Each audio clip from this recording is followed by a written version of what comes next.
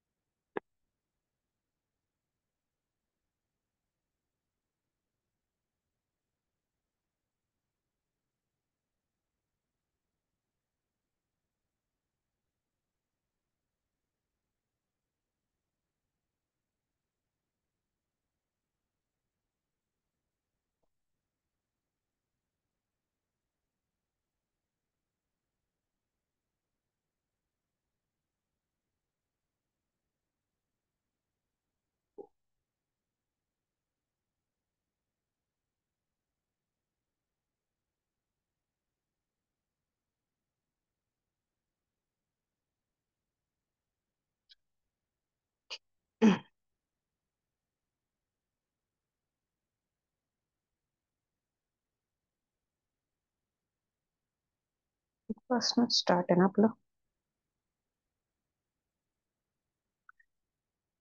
ठीक आहे.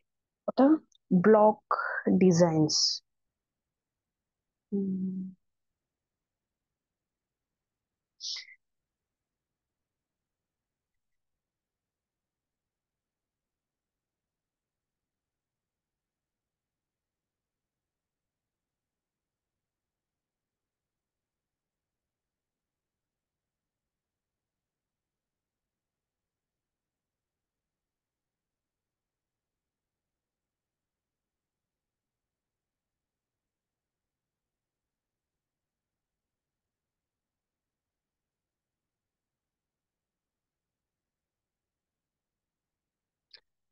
कोणी रिपीट करू शकतं का? आज आपलं काय चाललंय?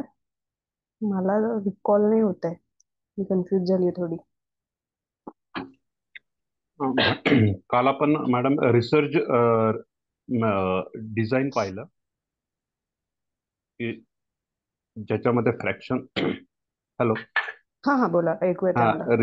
रिसर्च डिझाईन मध्ये आपण होतो. मला वाटतं ते येस. 4.1 किंवा 2 आहे बघा काहीतरी. येस. आपण काल हे लिमिटेशन्स वगैरे पाहिले. आपण कॉम्प्लेक्सिटी पाहिले हो. येस. पर्यंत आपलं येस. सगळं झालं होतं, राईट? येस. येस. सो आज आपण बघणार आहोत principles and functions of research design. So आता हे प्रिन्सिपल्स आणि फंक्शन्स रिसर्च डिझाईनचे काय? सो त्यातलं पहिलं प्रिन्सिपल हे काय की कंट्रोल. आता what is mean by control? Control refers the process of keeping all variables constant except for the independent variable. म्हणजे काय बघणार की आपण बाकीच्या सगळे आपले जे फॅक्टर्स आहेत रिसर्च मधले, ते आपण कॉन्स्टंट ठेवणार. ते आपले कॉन्स्टंट ठेवणार. फक्त आपण जो एकच गोष्ट आहे जी आपण व्हॅरी होणार, ती म्हणजे इंडिपेंडेंट व्हेरिएबल. ओके. याच्यासाठी काल आपण एक एक्झाम्पल पण बघितलं होतं. कोणी सांगू शकतं का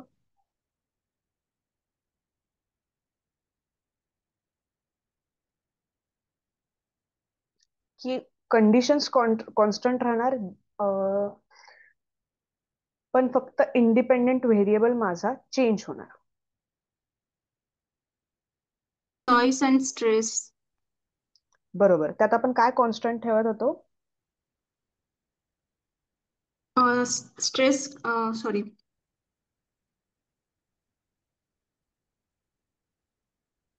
स्ट्रेस आपण कॉन्स्टंट ठेवत होतो. आणि नॉईज नॉईज ची लेवल वर खाली करत होतो. म्हणजे नॉइज हा आपला काय होता? व्हेरिएबल. येस. म्हणजे आपण नॉइज हा आपण एकतर सॉफ्ट नॉइज ठेवला होता, त्याच्यानंतर आपण लाऊड नॉइज ठेवला होता, आणि एक रूम आपण अशी घेतली होती की विच इज तिथे आपण कोणताही नॉईज नव्हता ठेवला. सो आपल्या या व्हेरिएबल्सचा आपला जो त्याच्यावर डिपेंडेंट व्हेरिएबल जो होता त्याच्यावर काय परिणाम होतोय, म्हणजे त्याचा स्ट्रेसवर काय परिणाम होतोय हे आपण चेक करत होतो. ओके. सो मग आपण इथे इथे काय या गोष्टीमध्ये आपण काय स्टेबल ठेवत होतो, की जो आपली रूम आहे ती आपण कॉन्स्टंट ठेवत होतो. जो आपल्या नॉईजचा आपल्या नॉईज मध्ये जे काही सॉफ्ट नॉईज, नो नॉईज किंवा लाऊड नॉईज आहे, तो नॉईज आपण प्रत्येक रूम साठी, प्रत्येक व्हेरिएबल साठी किंवा प्रत्येक स्टुडंटसाठी आपण कॉन्स्टंट ठेवत होतो. सो ही काय झाली, एक कंट्रोल कंडिशन झाली.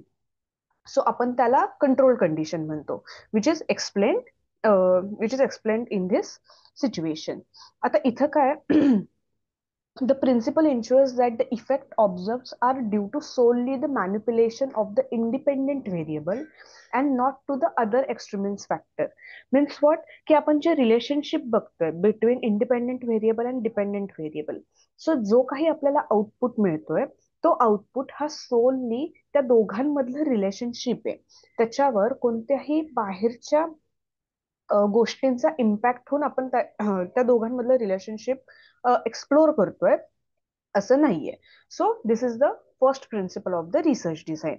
आता त्याचा पर्पज काय, तर isolate the effect means what, ensures that the observed effect on the dependent variable are due to the independent variable and not for the other confounding variables. म्हणजे काय, जे आपण ऑब्झर्व केलेलं ऑब्झर्वेशन आहे between independent variable and dependent variable, हे सगळे त्या दोघांमधले असणारे जे रिलेशनशिप आहे त्याच्यावर कोणत्याही त्या दोघांचं मधलं रिलेशनशिप हे आपण त्यांच्यावर असणाऱ्या दुसऱ्या कोणत्याही को फाउंडिंग म्हणजे त्यांच्यासोबत असणारे जे वेगवेगळे घटक आहेत त्याच्यावर त्यांच्या झालेला इम्पॅक्ट हा आपण त्या इम्पॅक्टवरनं आपलं रिलेशनशिपवर कोणत्याही प्रकारचं मॅन्युप्युलेशन झालेलं नाहीये.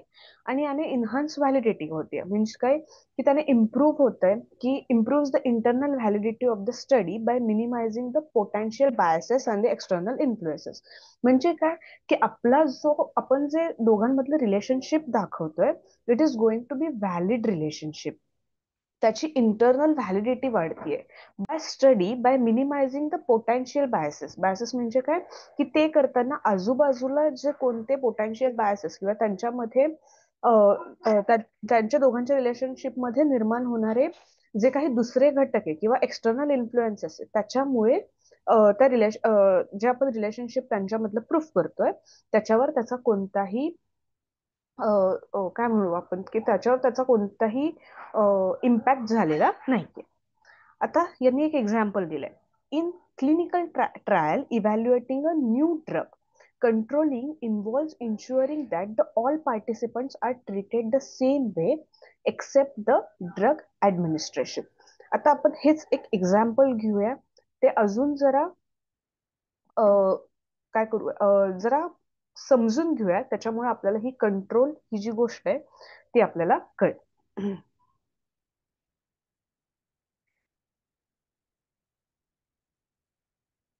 आता एक एक्झाम्पल आहे, क्लिनिकल ट्रायल चालू आहे, इव्हॅल्युएटिंग अ न्यू ड्रग म्हणजे एक न्यू मेडिसिन साठी आपण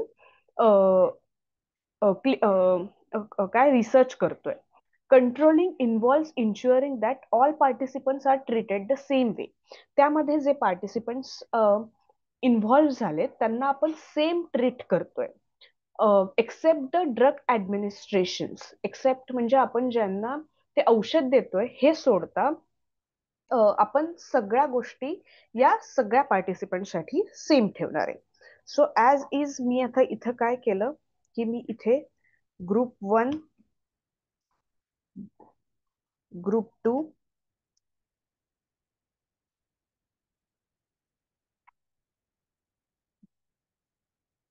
and ग्रुप 3.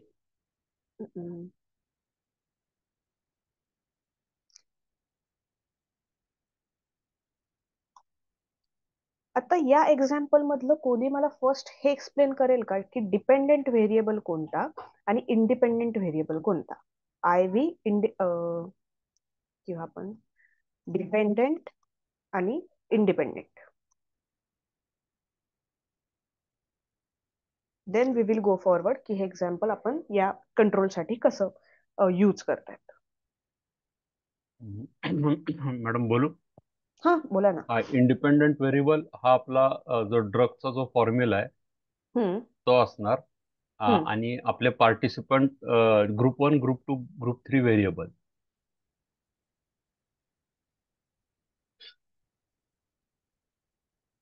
ओके. आणि त्यातनं आपण काय डेमॉन्स्ट्रेट करतोय? की त्या ड्रग्सचा जो इफेक्ट आहे तो आपण हे करतोय.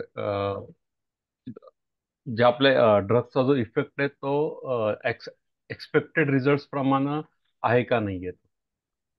ओके. सो आता फॉर एक्झाम्पल इथे ग्रुप 1 आहे, त्यांना मी त्या ग्रुप 1 ला इथे मी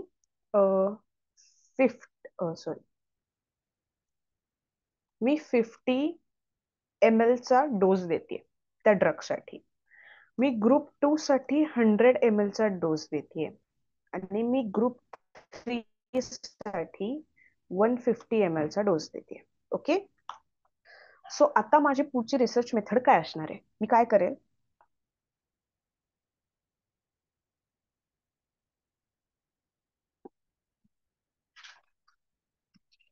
कोणी सांगू शकतं की नेक्स्ट व्हॉट इज कोणती माझी मेथड असेल किंवा काय होईल?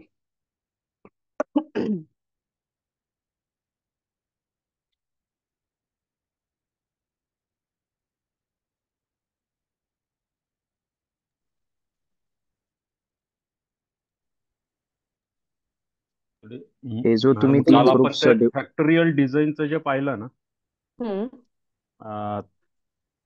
तो फॅक्टरियल डिझाईनच्या मी विचार करतोय की पण त्याच्यात नाही, ह्याच्यात व्हेरिएबल एकच आहे. Sorry sorry sorry please continue. Sorry. Factorial design इथे नाही लागणार, नाही कारण काय नाही नाही. आपण जस्ट फक्त पार्टिसिपेंट्स आणि त्यांच्यावर होणारा इम्पॅक्ट एवढंच चेक करणार आहे. फॅक्टोरियल डिझाईन कधी झालं असतं की जेव्हा आपल्याकडे व्हेरिएबल एकापेक्षा जास्त असले असते जास्त असतं तरी. तेव्हा. फिजिकल बिहेवियर चेक करणार.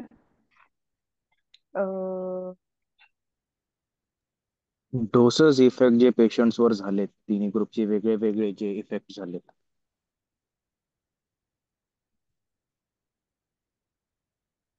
अजून आपला रिसर्च खूप एक्सपांडेड असतो. सो हो. आय कारण वॉन्ट द मोर. हा, कारण मॅडम त्या ह्याचे आपण काय चेक करणार आहे त्याचे आपल्याला पॅरामीटर्स माहिती असतील तर आपण हे करू शकतो की 50 ml मध्ये ह्या पॅरामीटरवर किती इफेक्ट होतोय किंवा 100 ml घेतल्यावर तर त्या पॅरामीटरवर काय इफेक्ट होतोय. म्हणजे हे ड्रग्स कशासाठी आहे ते माहिती पाहिजे, तो पॅरामीटर माहिती पाहिजे. Okay. Means drug used for हा हा पॅरामीटर फॉर. आपल्याला हा पाहिजे. माहिती ओके. पाहिजे. मग आता जर आपण एक्झाम्पल घेतलं की this is drug is used for आपण व्हायरल. ओके. मी इथं व्हायरल म्हणून ते ड्रग अज्युम करते की मी व्हायरल साठी हे ड्रग यूज करते. सो आता अजून काय गोष्टी आपण चेक करणार? ह्याच्यावर हे जे व्हायरल आहे ह्याचा जो सिरियसनेस किती आहे, तर 50 ml वर कुठल्या सिरियसनेस वर देऊ शकतो, 100 ml सिव्हिअर वर, मग 150 जास्त सिव्हिअरनेस वर. ओके.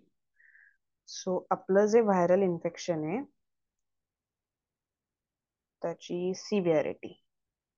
पण मी आता हे हे जे एक्झाम्पल आहे ते मी ना कंट्रोल कंडिशन साठी घेते.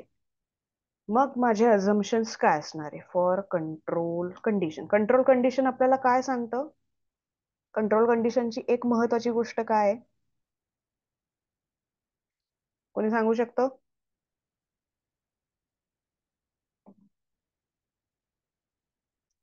त्याच्यात एक्सटर्नल किंवा एन्व्हायरमेंटल जे फॅक्टर्स आहेत ते अफेक्ट होत नाहीत कुठले.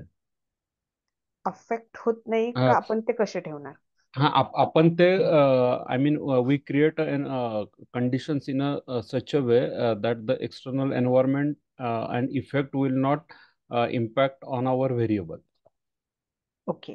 मग आता म्हणजे मी इथे एका ड्रग साठी मी अनालिसिस करतेय आणि माझं एक म्हणणं आहे की मला कंट्रोल कंडिशन ठेवायची आहे. मग आता मी माझी गोष्टी मी कशा हँडल करणार? ह्याच्यामध्ये आपण आयसोलेशन मध्ये कंट्रोल करू शकतो पेशंट्सला.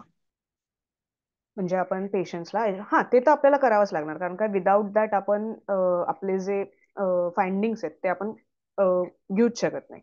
मग आपण आयसोलेट केलंय पेशंटला. मी 3 पेशंट्सचे ग्रुप केलेत. ओके, त्यामध्ये मी ग्रुप 1, ग्रुप 2 आणि ग्रुप 3 असे 3 ग्रुप्स केलेत. त्यामध्ये मी 50 ml, 100 ml आणि 150 ml असे त्यांना ग्रुप प्रमाणे मी डोसेस देते.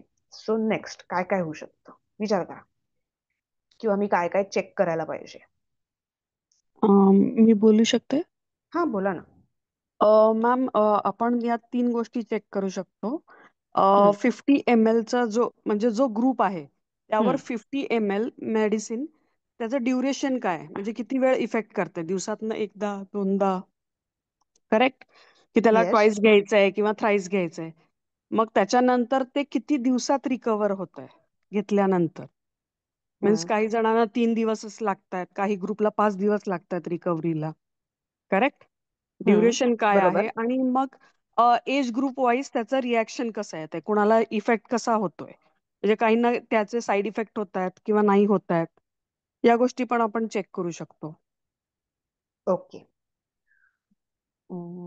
येस, त्यातले 2 पॉइंट बरोबर होते, की आपण रिकव्हरी डे त्यांना किती लागतोय हा आपण चेक करणार. सेकंड पॉइंट तुम्ही काय म्हटला होतात? की टायमिंग, म्हणजे त्यांना डोसचा जो आहे, की आपण हम्म, कुणाला म्हणजे नॉर्मली आपण मेडिसिन्स देतो की 50 ml त्याला एक 6 तासात रिपीट करावं लागेल किंवा असं. ओके, ठीक आहे. कोणा डोसेस ज्यांना पर डे. 100 ml, हा, म्हणजे त्याच्यात किती आपण कमी जास्त करू शकतो, दिवसातनं एकदा घ्यायचंय किंवा त्याचा पॅटर्न चेंज करू शकतो, thrice in a day, twice in a day, पण ओनली इन मला द इव्हनिंग. पण मला कंट्रोल कंडिशन ठेवायची आहे बरं का. त्याचा विचार करून मला सांगा की काय काय करते. हा, मग तेच ना, की जेव्हा आपल्याला कळतंय की हे मेडिसिन 50 ml केवढ्या वेळामध्ये त्याला इफेक्ट देतंय आणि काय इफेक्ट देतंय, हे जेव्हा आपल्याला कळतंय, तर मग त्याच्यावरनं आपण हे करू शकतो ना, की आपल्याला किती दिवसात, किती वेळा हे औषध द्यायचंय. एज ग्रुप वाईज, म्हणजे जर लहान मुलं आहेत तर त्यांना 50 ml चा डोस किती वेळा द्यायचा आहे, किंवा जो ग्रुप आता समजा ग्रुप 2 आहे तो मिडल एजचा आहे, तर त्यांना हे मेडिसिन 100 ml चं किती वेळात इफेक्ट देतंय, करेक्ट? आणि ओके, किंवा करेक्ट. हा, जो थर्ड आहे तो सिनियर सिटीजनचा आहे, तर त्यांना ते डोस त्यांना ऑब्वियस थोडासा जास्त लागणार. तर मग तो 150 ml चा डोस त्यांना किती वेळात द्यावा लागेल, किंवा त्याचा 150 लागेल का 150 पेक्षा कमी मध्येही त्यांचं होतंय. लहान म्हणजे प्रत्येक ग्रुपचा जो आपण एक पॅटर्न ठरवलाय, 50, 100 आणि 150, तो जर हम्म, हाफ केला तरी इफेक्ट होतोय का, केवढा हम्म. होतोय, असं. ओके, मॅडम, अगदी बरोबर. हा बोला. कंट्रोल कंडिशन मध्ये हे सगळे जे पार्टिसिपंट्स आहेत ग्रुप 1, 2, 3 मधले, हे एज ग्रुप सगळ्यांचं सारखं लागेल ना? बरोबर, अगदी हाच हं? आपला मेन पॉइंट आहे, की कंट्रोल कंडिशन मी घेणार आहे. म्हणजे मला काय करावं लागेल, तर एक म्हणजे मी आता एकदा मी पहिल्यापासून सांगते की ही कंडिशन आहे. यामध्ये पहिली गोष्ट म्हणजे माझा इंडिपेंडेंट व्हेरिएबल काय असणार आहे, की मी जे डोसेजेस प्रोव्हाइड करतेय पेशंट्सला, तो माझा इंडिपेंडेंट व्हेरिएबल असणार आहे. आणि ते किती मी डोसेस त्यांना प्रोव्हाइड करते त्याच्यावर माझी डिपेंडन्सी काय आहे, की पेशंट्सची रिकव्हरी. हे 2 पॉइंट सगळ्यांना लक्षात आलेत? हो मॅम. त्याच्यानंतर आता मला कंट्रोल कंडिशन ठेवायची आहे. मग मला कंट्रोल कंडिशन, जर मी इथे डिफरंट एज ग्रुपचे माणसं घेतले या ग्रुप 1, ग्रुप 2 आणि ग्रुप 3 मध्ये, तर मला सांगा त्यांचा जो एज ग्रुपचा फॅक्टर आहे त्याच्यामुळे त्या 50 ml, 100 ml आणि 150 ml मुळे मला जे कॅल्क्युलेशन्स मिळणार आहेत ते चुकीचे मिळू शकतात का? हो, डिपेंडिंग त्यांची जी बॉडी आहे ती कसं रिॲक्ट करते मेडिसिनला, एव्हरी एजचं वेगळं वेगळं असणार आहे. वेगवेगळं असणार आहे. सो आता मला चेक करायचंय, म्हणजे मला ग्रुप 1, ग्रुप 2 आणि ग्रुप 3 चे एज ग्रुप काय ठेवावे लागणार आहेत? सेम ठेवावे लागणार आहेत, बरोबर? कारण मी ग्रुप 1 मध्ये जर किड्स घेतले, ग्रुप 2 मध्ये मी किड्स प्लस अडल्ट घेतले आणि मी ग्रुप 3 मध्ये टीनेजर्स घेतले. तर if I am going to manipulate this all data, जे मला ऑब्झर्वेशन्स मिळणार आहेत त्याच्यावरनं मी काही कन्क्लूड करू शकेल? बट ऑब्व्हियसली मी नाही करू शकणार. का नाही करू शकणार? कारण आपल्याला माहितीये की लहान मुलांना जेव्हा आपण कोणते डोसेस देतो ते आपण नेहमी कमी प्रमाणात देतो. एज वाईज आपले डोसेसचे फॅक्टर्स वाढत जातात. इथे आपल्याला तसं करायचं नाहीये. आपल्याला काय बघायचंय की आपली डिपेंडेंट व्हेरिएबल आपला डोसेस इंडिपेंडेंट व्हेरिएबल आपला डोसेस असेल. मी जसे डोसेस वाढवतेय तसा पेशंटच्या रिकव्हरीवर कसा इम्पॅक्ट होतोय ते मला चेक करायचं आहे. त्याच्यामुळे मी सेम एजचे एम्प्लॉई घेतले. मी त्यांचं जे आयसोलेशन करणार आहे, मी ज्यांना आयसोलेशन ठेवणार आहे, मी त्यांना हे एका सेम रूम्स मध्ये म्हणा, सेम रूम्स मध्ये किंवा सेम एन्व्हायरमेंट मध्ये ठेवणार. कधी कधी काय होतं की माणसाच्या रिकव्हरीसाठी त्याच्या आजूबाजूचं एन्व्हायरमेंट पण मॅटर करतं. मी त्यांचं आयसोलेशन हे सेम रूम सेम एन्व्हायरमेंट मध्ये ठेवणार. मी त्यांचं फूड सुद्धा काय ठेवणार? सेम ठेवणार. कारण काय, मी जर फूड चेंज केलं तर कोणाला जे जे खातायत म्हणजे जे ते इंटेक करतात त्याच्याने सुद्धा त्रास होऊन किंवा त्यांच्या त्या एमएल वर त्यांचा फरक पडू शकतो. So I am going to having them the food same food. So मी एज, आयसोलेशन, फूड या सगळ्या गोष्टी कॉन्स्टंट ठेवणार आहे. का तर मला नक्की हे बघायचंय की माझे डिपेंडंट व्हेरिएबल आणि इंडिपेंडेंट व्हेरिएबल मधले दोघांमधलं रिलेशनशिप.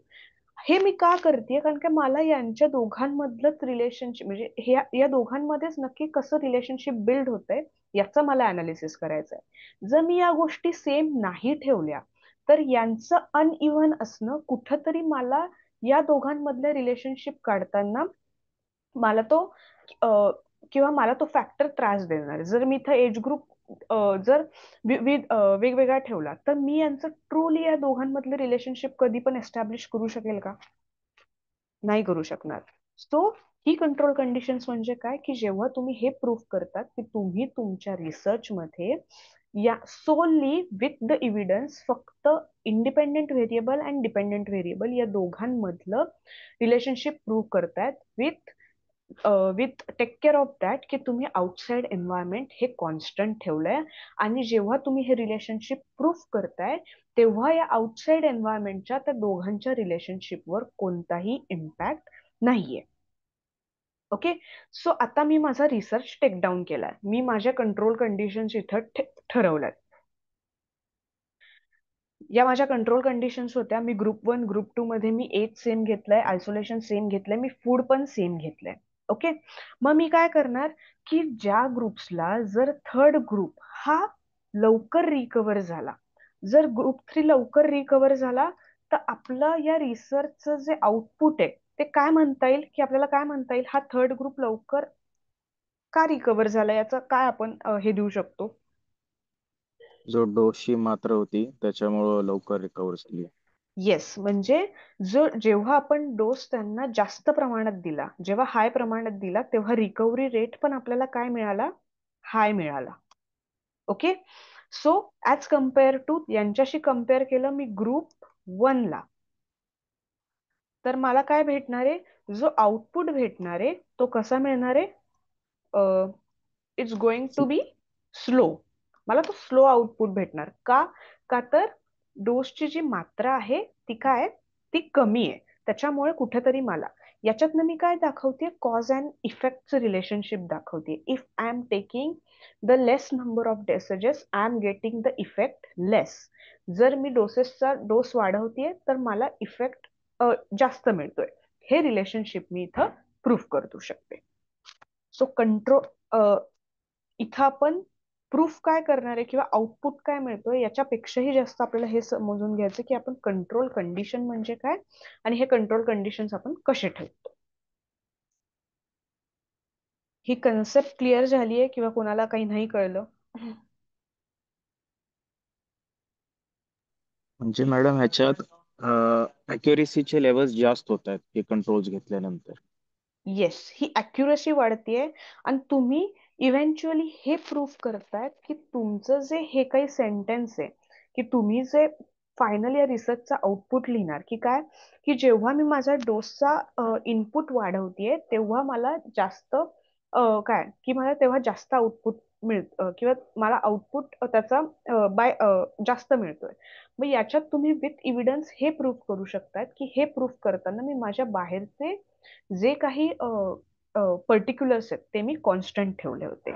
आणि it can be truly prove that की ते जे रिलेशनशिप आहे ते तुमचे डिपेंडेंट आणि इंडिपेंडेंट व्हेरिएबल मधले, त्या बाय फोर्स त्याच्यावर एक्सटर्नल कंडिशन्सचं कोणतंही इम्पॅक्ट झालेला नाही. पण हे हे रिलेशन्स नेहमी लिनियरच असणार का? म्हणजे नाही. डोसेस वाढवल्यानंतर रिकव्हरी फास्ट? आता यात तुम्हाला जर दुसरं काही चेक करायचं असेल, आता मी हे व्हायरल साठी घेतलं, आता तुम्ही फॉर एक्झाम्पल हे जर ब्लड प्रेशर साठी घेणार असाल तर यात आपल्याला इंडिपेंडेंट व्हेरिएबल मध्ये अजून पण काय ऍड करावं लागेल डोसेस सोबतच?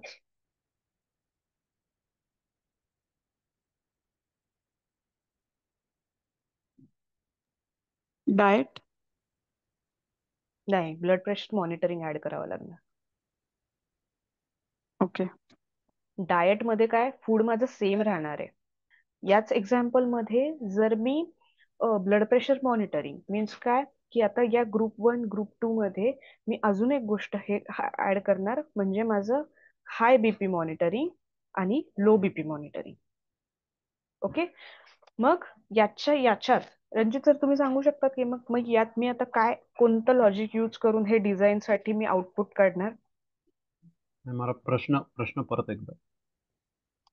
आता माझे इंडिपेंडेंट व्हेरिएबल किती झाले की मी डोसेसेस बघते 50 ml 100 ml आणि 150 ml यांच्या सोबतच मला हाय बीपी आणि लो बीपी पण चेक करायचंय. मग मी आता आउटपुट काढणार आहे तर मला काय करावं लागेल किंवा कोणीही सांगू शकतं, तर यात मी कोणती मेथड यूज करेल?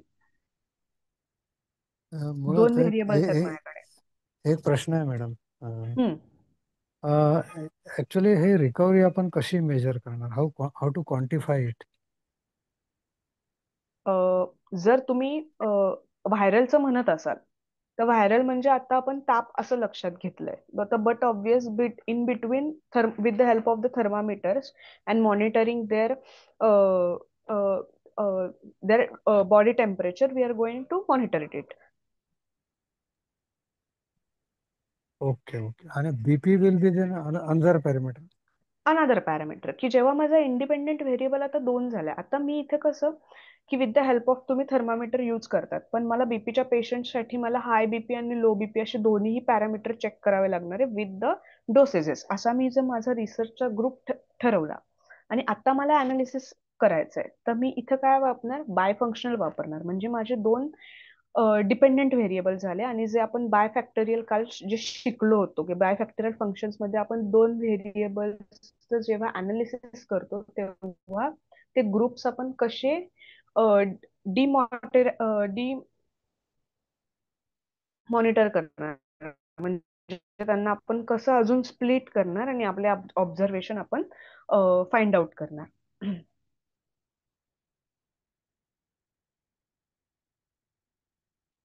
कंट्रोल कंडिशन इथे कळली सगळ्यांना की कंट्रोल कंडिशन म्हणजे काय असते का काही अजून एक्सप्लेन करायचंय?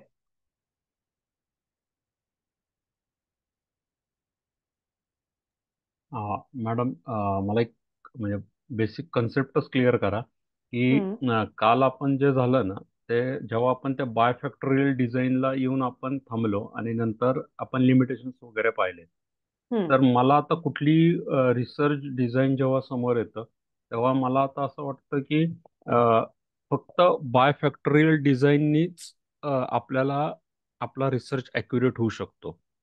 ओके. म्हणजे पहिला आपण ह्याच्या आधी जो आता घेतला की म्युझिक आणि स्ट्रेस, हा आता हे क्लिनिकलच्या घ्यायच्या आधी तर तेव्हाही मला असं वाटलं की आता त्या स्ट्रेसच्या बाबतीत पण आता जसे वेगळे आपण व्हेरिएबल्स काउंट केले इथं, हे आता तुम्ही स्क्रीन दाखवतायत ते, की आपण व्हायरल पण काउंट केला आणि त्याच्याबरोबर त्यांचा लो बीपी हाय बीपी हे जसं मेन्शन केलं तसं कोणताही जरी रिसर्च घेतला ना तरी त्याच्यामध्ये बायफॅक्टोरियलचं डिझाईन असतं किंवा कंट्रोल कंडिशन्स आणि हे प्रत्येक वेळी व्हेरी होत असतं. असं मला सारखं ते म्हणजे विचार करताना मी त्या पद्धतीनेच विचार करतोय असं होतं. ओके. आपण तुमचं हे कन्फ्युजन आपण सॉल्व्ह करू, किंवा अजून कोणाचं हे कन्फ्युजन होत असेल तर. ओके, आता एवढे हार्ड एक्झाम्पल घेण्याच्या ऐवजी मी सोपं एक्झाम्पल घेते. आता मला काय चेक करायचंय, की आपण काल जे एक्झाम्पल घेतलं, आता मला चेक करायचंय की इम्पॅक्ट ऑफ, मी काय म्हणू शकते काल आपण जे घेतलं ते घेऊयात. होतं ते की yoga reduces the stress. Okay, impact of yoga on stress. Me sir तुम्हाला दोन्ही कम्पेअर करून सांगते हा. ओके, कालचं ते स्टेटमेंट असं होतं की to study whether the yoga reduces the stress in college students. Okay, so impact of yoga on, आपण इथे घेऊ कॉलेज स्टुडंट स्ट्रेस. ओके, आता मला याच्यात ग्रुप जे मला बनवावे लागतील, ते डेटासाठी मी कोणते बनवेल, हे कोणी मला सांगू शकतं की आता मला यात ग्रुप बनवायचे, बट ऑब्विस मला डेटा कॉलेजचे आहेत नंतर कॉलेजचे जे ग्रुप आहेत म्हणजे आयदर ज्युनियर किंवा सिनियर कॉलेज असे दोनच गट पडतील, म्हणजे एज वाईज आणि ह्याचं पाहिलं तर. याच्यात अजून होतील की एक जे पहिल्यापासून योगा करतात आणि ज्यांनी कधी योगा केलंच नाहीये. एक्झॅक्टली. परफेक्ट. आता रणजित सर, तुमचं जे कन्फ्युजन होतं ना ते दूर करते. आता इथे मला ना एक आपण कन्सेप्ट शिकलो होतो की आपलं पॉप्युलेशन आणि सॅम्पल. ओके, आता इथं पॉप्युलेशन, मला जेव्हा मी हे वाचतीये तेव्हा मला काय पॉप्युलेशन, की मला कळतं की मला माझे कॉलेजचे students, this is going to be की माझे जे कॉलेजचे स्टुडंट्स असणार आहे त्यांच्यावर मला रिसर्च करायचं आहे, म्हणजे this is the population over I am going to study my research. आता त्याच्यावर मला काय रिसर्च करायचा आहे, तर इम्पॅक्ट ऑफ योगाचा रिसर्च करायचा आहे. मग जो मला सॅम्पल घ्यायचा आहे, त्या सॅम्पल मध्ये मला फक्त जे लोक योगा करतायत त्यांना घेऊन चालेल का? नाही नाही, बरोबर. नाही. न करणारे मला पण घे. मला कंपॅरिझन करावे लागेल की जे लोक योगा करतायत ते आणि जे लोक योगा करत नाहीयेत ते. बरोबर. मग या पॉप्युलेशन मधनं मला काय करावे लागतील, दोन ग्रुप बनवावे लागतील, जे माझे, याला मी नेमिंग देणार की जे लोक योगा करतायत तो माझा काय ग्रुप 1 आहे, आणि जे लोक योगा करत नाहीये तो माझा ग्रुप 2 आहे. इथपर्यंत कन्सेप्ट सॉल्व्ह झाली आहे सगळ्यांची? Yes yes yes. येस. आता मी काय करणार की मला आता एक अनालिसिस करावा लागणार आहे काय त्यामध्ये, की स्ट्रेस आणि कॉलेजचा स्टुडंट. आता मला काय करायचंय, मला महत्वाचं काय करायचंय, स्ट्रेस मेजर करायचंय. ओके, सो तुमची पद्धत काय असणार आहे स्ट्रेस मेजर साठी? स्ट्रेस कोणी level 1, stress level 1, stress level 2. Level, पण ती लेवल फाइंड आउट करण्यासाठी आपण काय करणार, मला डेटा कलेक्ट करायचा आहे म्हणजे मोस्टली. आता ती डेटा कलेक्ट करण्यासाठी मी कोणती मेथड यूज करणार? आपण एक जनरल ब्लड प्रेशर घेऊ शकतो, बीपी. Okay, blood pressure. अजून काल आपण खूप गोष्टी बघितल्या होत्या. अंडर म्हणजे त्यांना टेस्ट मध्ये आपण टाकून मग त्यांचं स्ट्रेस बघू शकतो. त्यांना म्हणजे प्रश्नावली देऊन त्यांना प्रश्न विचारून त्यांची उत्तरांचा फीडबॅक देऊन. ओके, स्ट्रेस सिच्युएशन, त्यांची बॉडी त्यांना लँग्वेज, त्यांचं facial expression, heartbeats. Means basically त्यांचा इंटरव्ह्यू इंटरव्ह्यू. टाईप आपण असं म्हणूयात. हां. ओके ओके, आता मला एवढ्या गोष्टी सापडल्या. आता त्यामधल्या मी सॉर्ट करते की मी पहिले, मॅडम, आपण त्यांना बोला. विचारत आहे ते सगळं खरं सांगतील, ते आपल्याला सगळं खरंच सांगतील हे तर काही म्हणजे ते जे आपण जे इन्फॉर्मेशन कलेक्ट करत आहोत त्यांची, ते आपल्याला रिअल सांगतील याची काही गॅरंटी नसते ना आपल्याला. असं जर आपण म्हणायला गेलो तर मग आपला कोणताच रिसर्च आपला काय बेस ऑन दॅट हे येणार नाही.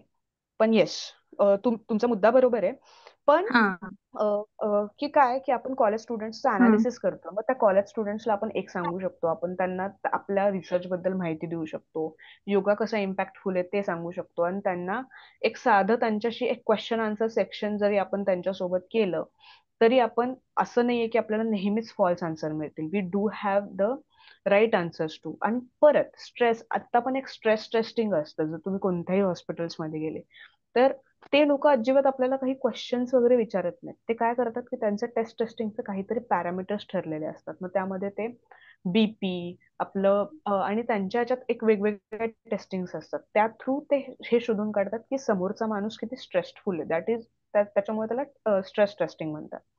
सो आपण या सगळ्या गोष्टी थ्रू त्यांचा आपण स्ट्रेसचा टेस्ट करू शकतो. ठीक आहे. तर येस, आता मी माझ्या इथे जी आणि एक दुसरं मॅडम, आपण ते डेटा कलेक्शनचा जो आता विषय होता ना, तो डेटा कलेक्शन मध्ये आपण पहिल्या बेसिक रिसर्च कन्सेप्ट मध्ये पाहिलं की आपल्याला ज्या मेथड ऑफ डेटा कलेक्शन पाहिलं त्याच्यामधली आपल्याला अप्रोप्रिएट मेथड वापरावी लागेल डेटा कलेक्शनसाठी, तर तो डेटा रिलायबल होईल. हा येस, बट ऑब्विस आता इथे मी कोणतीही क्वेश्चनरी वगैरे लिहिली नाही, कारण की क्वेश्चनरी इथं क्वेश्चनरी पण होऊ शकते, पण मोस्टली जेव्हा आपण स्ट्रेस वगैरे घेतो तर त्यामधले इफेक्टिव्ह मला असं वाटतं की आपण जे त्यांचं बीपी मॉनिटरिंग आणि याच्यातनं आपण चेक करू शकतो, दॅट कॅन बी हॅपन. आणि सेकंड मी त्यांचं घेईल की मी इंटरव्ह्यू. ओके, सो इथे मी माझ्या ह्याच्यासाठी मी 2 हे घेतलंय की त्यांचे बीपी मॉनिटरिंग किंवा monitoring of their essential health conditions, not just BP but essential health condition. ठीक आहे, इथपर्यंत सगळ्यांना क्लिअर झालंय की काय आहे हे, की कसं आपण डेटा कलेक्ट करतोय, आपण कसे 2 ग्रुप क्रिएट केलेत आणि त्याच्यावर आता आपण आपलं मॉनिटरिंग स्टार्ट करतोय. ठीक आहे. आता मी जेव्हा आता योगा हे करायला स्टार्ट केलं, त्यामध्ये मला एक रिलेशन दिसलं की जे स्टुडंट्स योगा करतात त्यांची मोस्टली एखादी सिच्युएशन किंवा इंटरव्ह्यू मध्ये कोणीतरी सांगितलं होतं की आपण त्यांना सिच्युएशन देऊ शकतो आणि त्या सिच्युएशन नुसार ते काय विचार करतायत, ते त्याच्यात विचार करून नक्की काय करतात. आता बेसिकली आपण समोरच्याला कधीतरी खूप हार्ड सिच्युएशन सांगितली आणि त्या सिच्युएशनवर तू काय करशील हे जेव्हा आपण विचारायला जातो, it's but obvious their stress level analysis, की जर त्यांना तुझ्याकडे काय की आपण असं म्हणतो की तुझ्याकडे एक 15 मिनिट आहे पण तुला त्यामध्ये एवढं एवढं काम करायचं आहे, ते तू कसं करशील, असं जेव्हा ट्रिकी क्वेश्चन्स आपल्याला विचारले जातात बाहेर कुठेही, तर तेव्हा is nothing but their handling power, की ते कसे हँडल करतात. ते खूप स्ट्रेस घेऊन ते म्हटले की आता हे मला जमतच नाहीये. सो या क्वेश्चन आन्सर्सने पण आपल्याला स्ट्रेस अनालिसिस करते. सो जेव्हा आपण हा अनालिसिस करू तेव्हा आता मी जस्ट एका कन्क्लुजन कडे येते की मला काय लक्षात येत आहे की जे लोक योगा करतात किंवा जे लोक रोज असे स्थिर किंवा त्यांना इम्पॅक्टफुल योगा मेडिटेशन्स यांची सवय, त्यांची जी स्ट्रेस मॅनेजमेंट ची जी काही प्रोसेस आहे किंवा स्ट्रेस हँडल करायची प्रोसेस आहे, की ते less they can they can handle the situation किंवा handle the data with the less stress compare to the students who are not going, म्हणजे जे कोणतेही प्रकारचा योगा करत नाही त्यांच्यापेक्षा. ओके, सो हा माझा त्यातनं मला आउटकम मिळतोय. आता सर जर आपण चेक करायला गेलो तर मी इनपुट काय दिला, इथं किती इनपुट दिला यात माझा, की मी एक ग्रुप ठेवला आणि त्यांच्यामध्ये मी एकच गोष्ट त्यांच्यात चेक करतेय, ती म्हणजे मी एकच इनपुट दिला आणि त्याच्यामधनं एकच मला आउटपुट मिळतोय की योगा करत असेल तर मला लेस स्ट्रेस होतोय आणि जर मी योगा करत नसेल तर मला मोर स्ट्रेस आहे.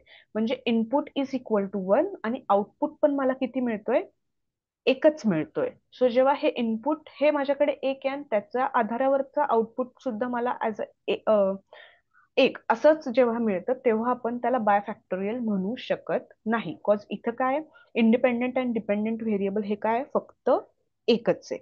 इथपर्यंत कोणाला काही क्वेश्चन्स? मग त्याच्यानंतर आपण आता बाय फॅक्टोरियल वर जाऊया.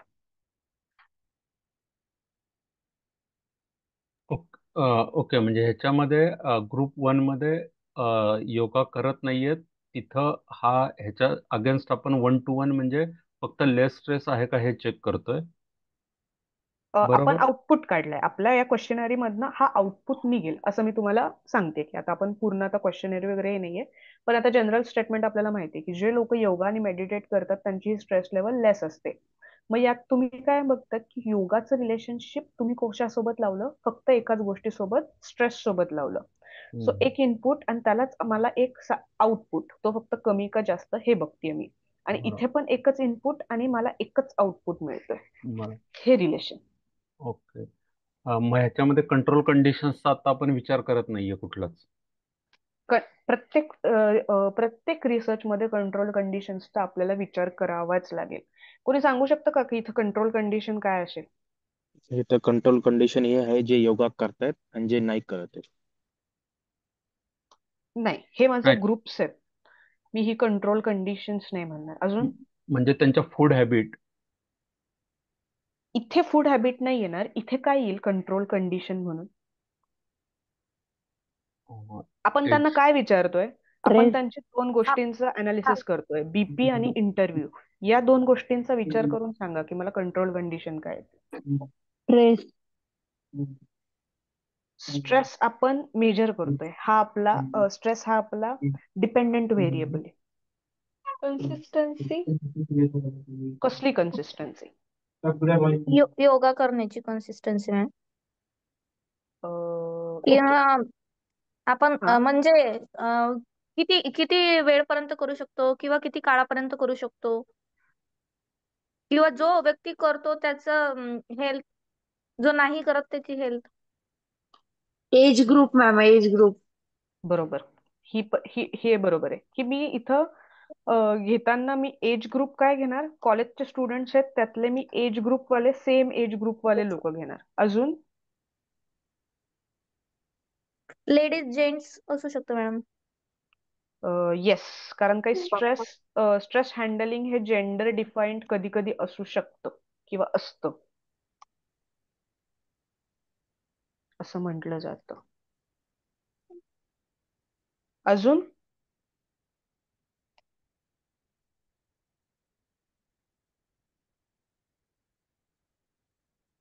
अजून काय या दोघांमधला विचार करा ना, बीपी आणि इंटरव्ह्यू म्हणजे मला काय करावं लागेल? एन्व्हायरमेंट भी डिपेंड रहते का? नाही, आपल्याला एकच इंटरव्ह्यूचा क्वेश्चनरीचा सेट एकच ठेवावा लागेल. एक्झॅक्ट. की जी मला स्ट्रेस सिच्युएशन मी समोरच्याला सांगणार आहे, ती स्ट्रेस सिच्युएशन मला कशी ठेवावी लागेल? सेम ठेवावी लागेल. आणि जे कोणते इन्स्ट्रुमेंट्स मी वापरणार आहे, जे माझे समोरच्याची हेल्थ कंडिशन्स चेक करण्यासाठी, ती पण मला काय इन्स्ट्रुमेंट्स पण मला कसे यूज करावे लागतील? Same instruments. कारण मी सेम इन्स्ट्रुमेंट्स नाही यूज केले तर आपल्याला माहिती आहे की बाय डिफॉल्ट काही काही इन्स्ट्रुमेंट्स वाईज पण कधी कधी रिडिंग्स मध्ये आपल्याला डिफॉल्ट कुठेतरी काहीतरी थोडाफार फरक दिसतो. सो हे सगळं चेक करताना माझ्या कंट्रोल कंडिशन्स या असतील. Is it make sense to all of you? कळतंय? Yes ma'am. Yes yes, much better.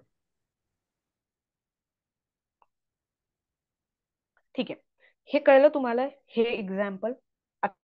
आपण अजून एक्झाम्पल घेऊया बाय फॅक्टोरियल साठी. वाटलंच तर ते आपण इथेच स्टार्ट करू म्हणजे काही इश्यू असेल तर. आता रजित सर, मी एक टॉपिक घेणार आहे, त्या टॉपिकचं नाव मी ठेवणार आहे की आय हॅव टू एक्झामिन किंवा इम्पॅक्ट ऑफ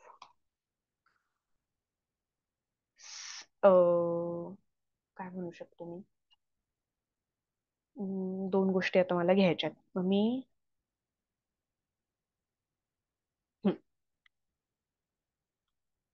घेऊ शकतो का आपण त्या कॉफी आणि स्लीपचं जे घेतलं होतं ते? Yes, the impact of sleep and caffeine on human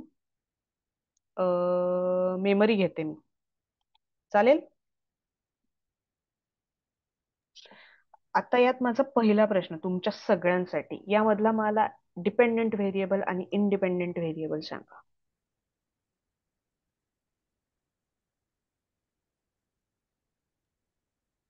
independent variable sleep आहे. नाही. नाही. कॅफीन असू शकते. इंडिपेंडेंट इंडिपेंडेंट व्हेरिएबल आपला कॅफेन येणार की जे आपण सगळ्यांना देतोय. ओके, अजून? हं. आणि डिपेंडंट त्याच्यावर स्लीप आणि मेमरी असतात. नाही. सॉरी, मेमरी असणार. Memory impact of sleep. Madam independent मध्ये इम्पॅक्ट ऑफ स्लीप आणि कॅफेन येणार आणि डिपेंडेंट मध्ये मेमरी येईल. ओके, अजून? Anyone wants to try?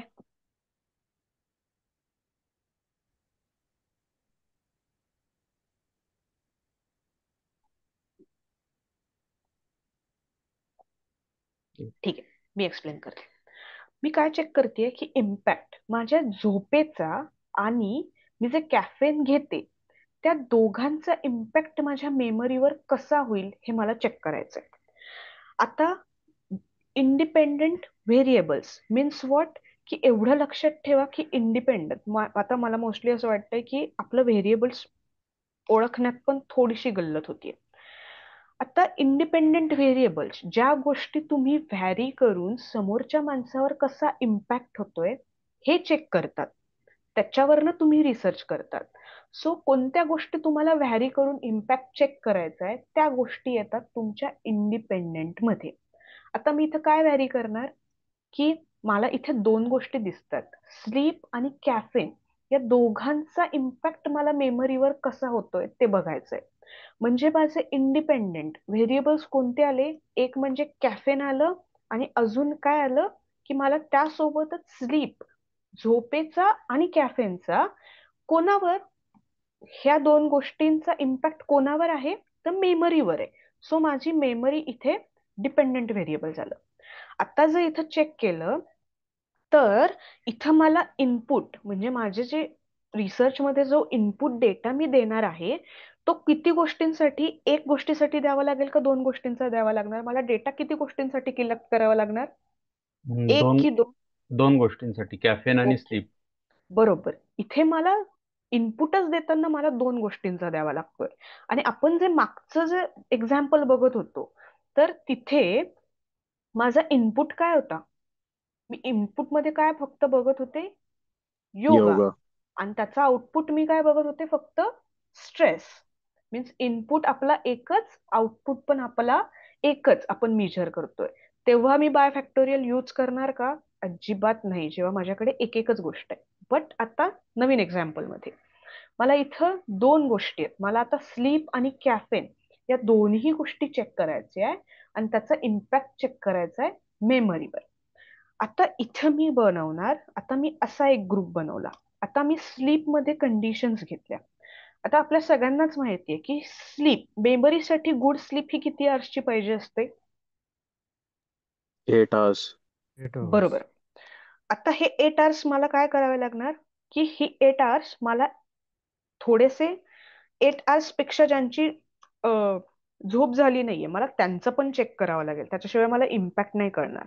So sleep मध्ये मी 3 ग्रुप घेतले की एक जणांची 8 hours ही पूर्ण झोप झाली आहे, एका जणांची मी 6 hours घेतली आणि काही 4 hours असं घेतलं. आणि कॅफेन मध्ये काय येऊ शकतं, आता कॅफीन कोणी, इनटेक. हा, आणि अजून हे पण मला कशाशी चेक करावं लागेल की जे लोक कॅफेन घेतात आणि जे लोक कॅफेन घेत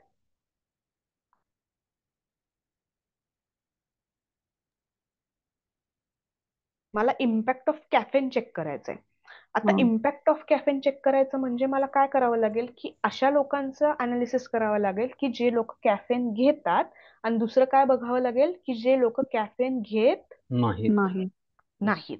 मीन्स जे लोक कॅफेनचा इंटेक ज्यांचा आहे त्या लोकांचा रिसर्च करावा लागेल आणि जे हू अवॉइड इट किंवा घेतच नाहीत अशांचा.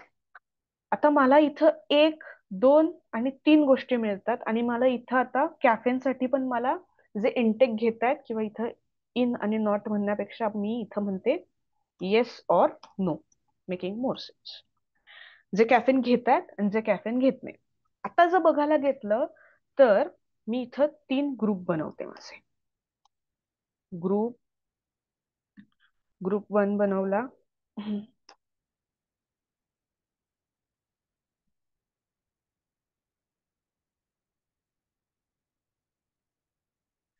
ग्रुप 2 आणि ग्रुप 3. आता मला सांगा, या ग्रुप 1, ग्रुप 2 आणि ग्रुप 3 ला मी फक्त स्लीप अलॉट केली की 8 तासाची झोप, 6 तासाची झोप, आणि ग्रुप 3 ने घेतली 4 तासाची झोप, आणि याच्यावरनं मी जर माझा अनालिसिस केला तर माझा हा टॉपिकचा जो काही मुद्दा आहे तो फुलफिल होतोय का? नाही. नाही. मग त्यांच्या झोपेसोबतच मला काय चेक करायचंय? Caffeine caffeine intake, intake. Yes no. Yes, त्यांचा कॅफेन इंटेक पण चेक करायचा आहे. ठीक आहे. आता मी ग्रुप 1 साठी अलॉट केली 8 आवर्स, मी ग्रुप 2 साठी अलॉट केली 6 आवर्स, आणि या मी ग्रुप 3 साठी अलॉट केली मी 4 आवर्स. ओके. आता मला कॅफेन इंटेक पण चेक करायचा आहे. मग मी काय करणार की एक ग्रुप घेणार, त्यांना 8 तासाची झोप देणार, आणि इथं माझं काय 2 व्हेरिएबल्स आहेत, एक जे कॅफेन घेत आहेत आणि एक जे कॅफेन घेत नाहीयेत. तर 8 तासाची झोप पण जे कॅफेन घेत आहेत त्यांचा मी जो काही आउटपुट आहे तो मेजर करणार. इथपर्यंत कळतंय सगळ्यांना? हो. ग्रुप 1 त्यांची 8 तासाची झोप कंप्लीट झाली आहे आणि ते कॅफेन घेत आहेत. ओके. मी Excuse me, आता ma'am. हा बोला. याच्यात नो पण असतील ना? हा, मग आता तेच पुढचा माझा मुद्दा तोच आहे. आता मी इथं ग्रुप 1.1 केलाय, जे लोक सुद्धा 8 तास झोपतायत. ओके. पण इथे ते काय करतायत की ते कॅफेन सुद्धा घेत नाहीये, त्यांचं ऑब्झर्वेशन माझं असणार आहे. क्लिअर? Yes ma'am. पुढचा मी ग्रुप 2 घेतलाय, किंवा जो इथे ऑलरेडी एक्झिस्ट आहे, आपण कसं, पुढचा मी आता ग्रुप 2 घेतलाय, जे काय करतायत 6 आवर्सची झोप घेतायत आणि कॅफेन सुद्धा घेतायत. त्यांच्यासाठी माझा एक रिसर्च असेल. ओके. माझ्याकडे अजून एक ग्रुप असणार आहे, त्या ग्रुपला मी नाव देणार 2. त्यांना मी नाव देणार 2.2. कोणी सांगू शकतं का इथं काय असेल? नो.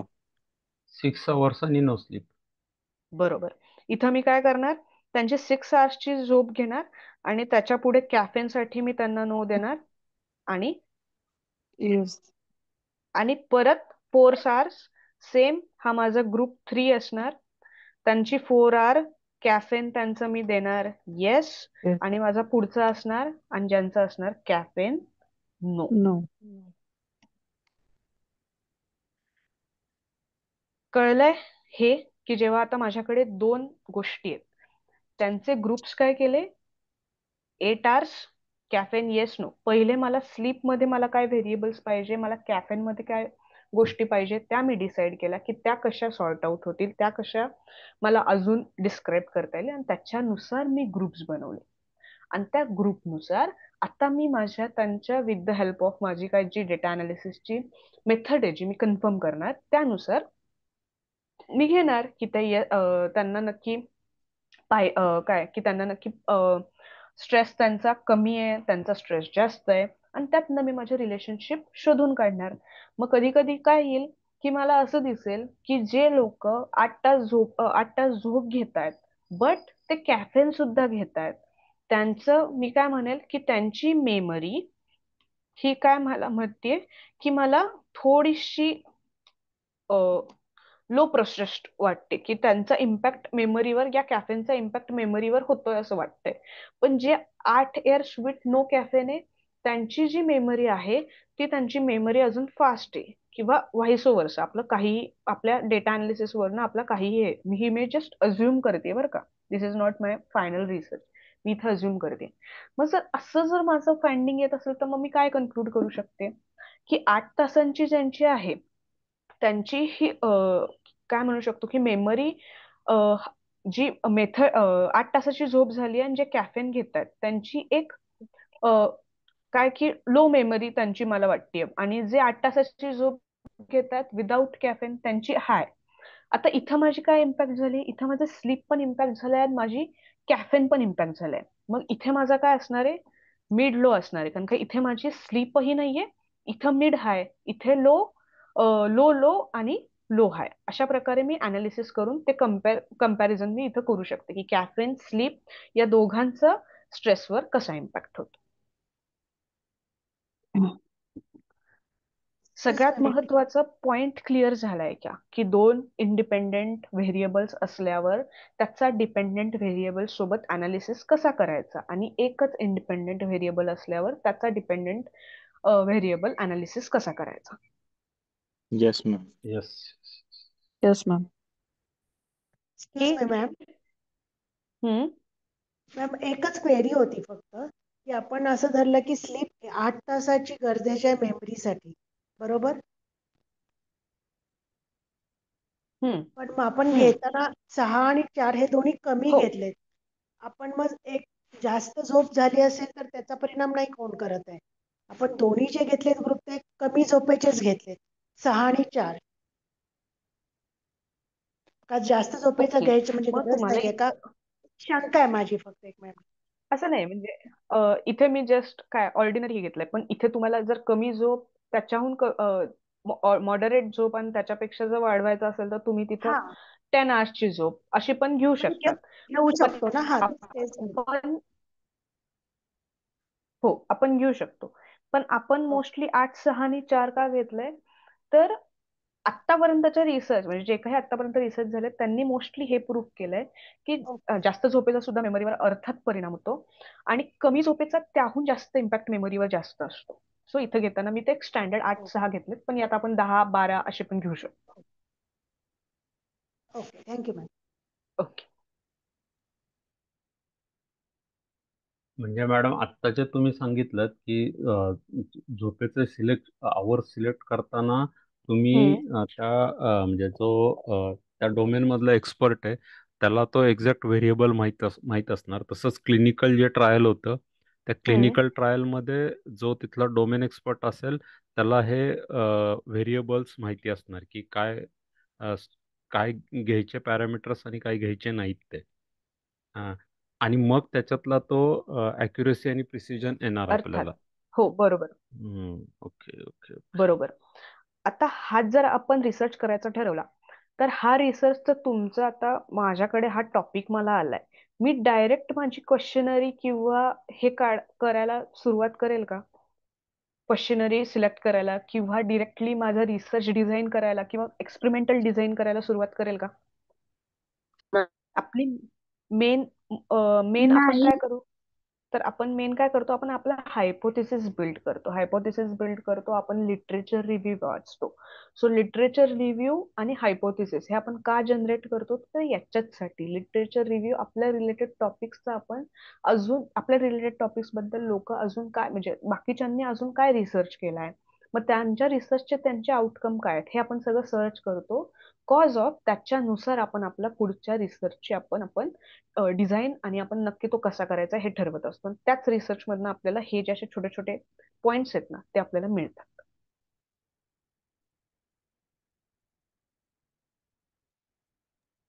हा येस, म्हणजे तुम्ही ते रिसर्च अप्रोच आणि हे कळलं जे आपण इथपर्यंत? हायपोथेसिस बोललो होतो ते. Yes yes yes, got it yes. Got it.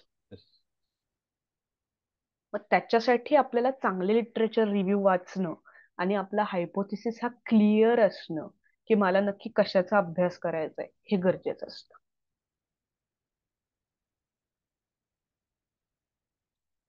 ठीक आहे, आता एक 3च पॉइंट मी जस्ट एक्सप्लेन करते, नॉट खूप स्ट्रेच नाही करणार, जस्ट सांगते की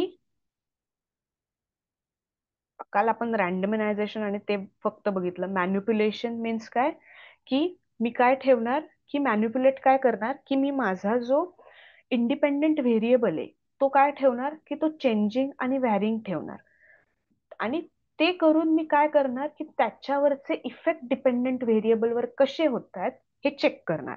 that is non as the manipulation. Okay. Purpose establish the casualty म्हणजे काय की त्या दोघांमधलं कॉज अँड इफेक्ट रिलेशनशिप मला शोधून काढायचंय. याच्यासाठी मी त्याला हे म्हणतात. आणि टेस्ट द हायपोथेसिस म्हणजे हायपोथेसिस मध्ये आपण लिहिलेलं असतं की जे आत्ता आपण लिहिलं होतं की impact of stress on the memory. जर असं म्हटलं तर आपण आपला हायपोथेसिस त्या दोघांचं रिलेशनशिप मध्ये त्या डेटा मॅन्युप्युलेट करून कुठेतरी हेच शिकतोय. So our test the hypothesis. So त्याच्यासाठी त्यांनी हे रिप्लिकेशन. कोणी मला रिपीट आउट करू शकतं की रिप्लिकेशन म्हणजे काय असतं?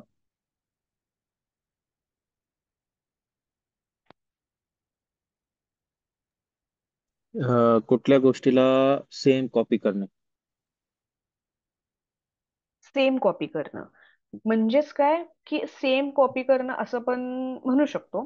पण it involves repeating a study or experiment to verify its the results. Means what की मी जो माझा स्टडी करतेय, for example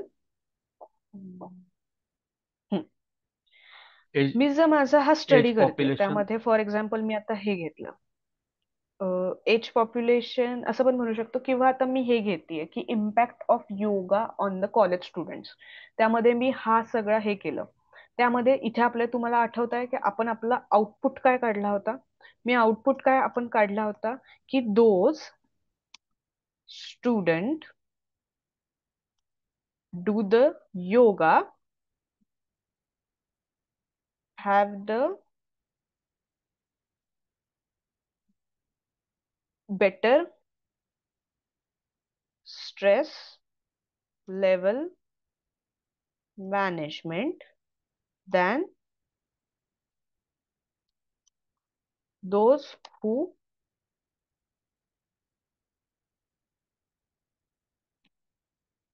do not do the yoga. आता हे काय आलंय? हे माझं एक फायनल लाईन ऑफ हे माझं रिसर्चचं एक फायनल लाईफ ऑफ कन्क्लुजन आलंय. आता रिप्लिकेशन म्हणजे काय? आता हेच की हा जो सेम स्टुडंट्सवर मी जो अनालिसिस केलाय. सो मी हाच सगळा जो माझा कंट्रोल कंडिशन्स, हीच माझी क्वेश्चनरी, हाच माझा जो काही इनपुट होता किंवा स्ट्रेस मेजर करण्याचा क्वेश्चनरीचा, हे आज मी जाऊन एका कॉलेजहून कोणत्या तरी दुसऱ्या कॉलेजमध्ये गेले आणि तेव्हा हा सेम मी एक्सपेरिमेंट जर कॅरीड आउट केला तरी सुद्धा माझा हा आउटपुट काय यायला पाहिजे?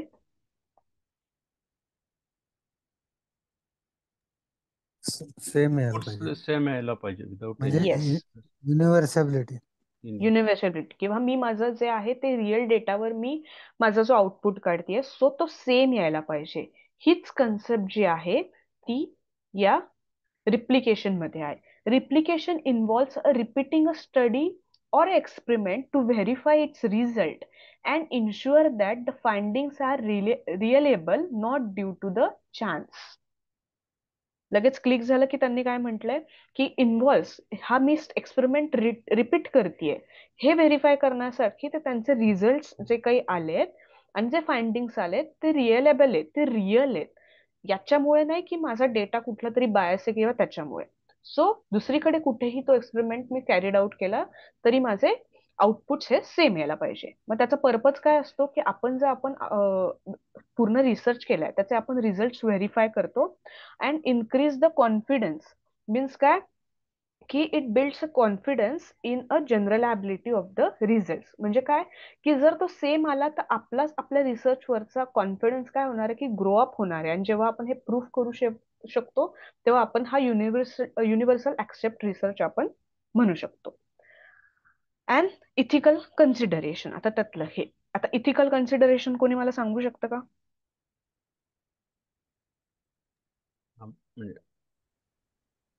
म्हणजे मागच्या ह्याच्यात जे आपण पाहिलं होतं की ज्यांचं आपण जे पार्टिसिपंट्स आहेत त्यांच्या आपण विथ ड्यू परमिशन त्यांचं म्हणजे त्यांची ज्याला आपण म्हणतो डेटा कलेक्शन डेटा कलेक्शन गोपनीयता जी म्हणतो ती आपण मेंटेन करणार आणि आपल्या याच्या रिसर्च मध्ये इंटिग्रिटी पण आपण मेंटेन करणार की त्याच्यामध्ये कुठलाही बायस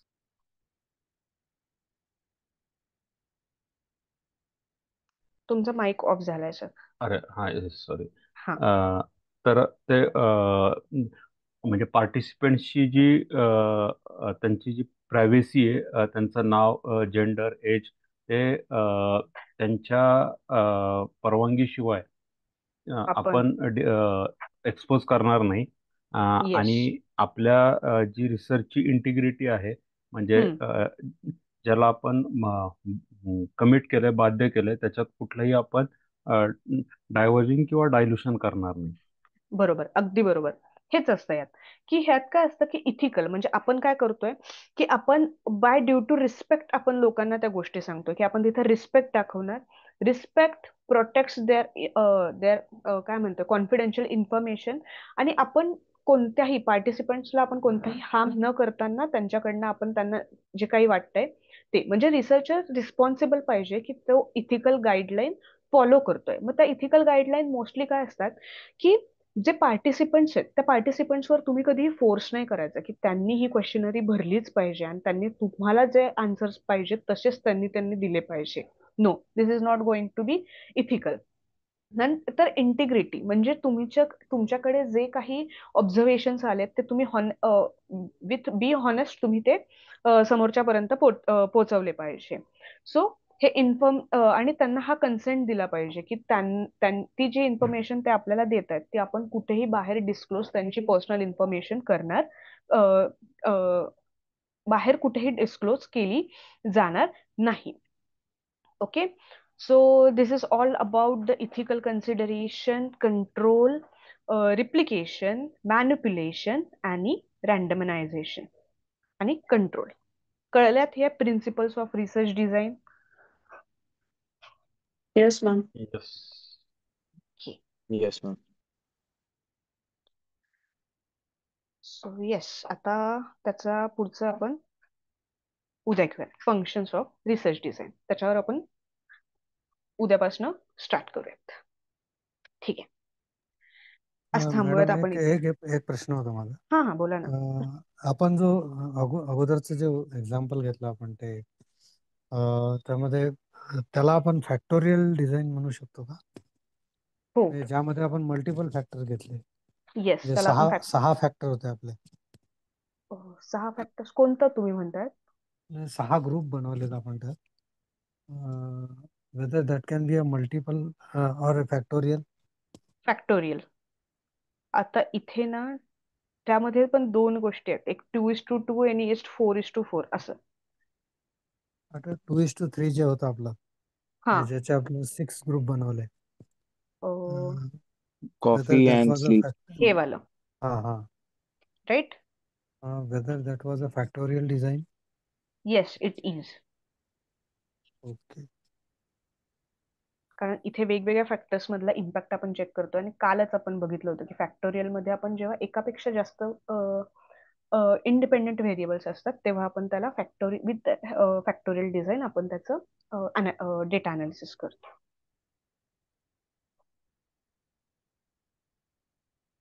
अजून कोणाला काही क्वेश्चन्स?